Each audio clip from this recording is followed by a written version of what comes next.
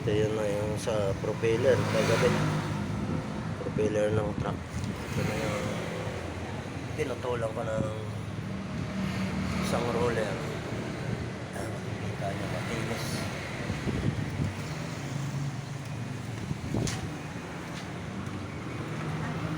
Yung kapotol.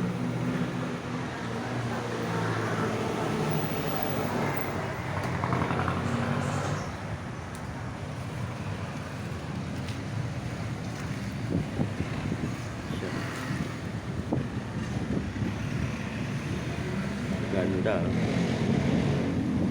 Ito yung original niya welding, pero nung nag-welding ako, pininis ko na parang maganda tingnan at saka alam ko kung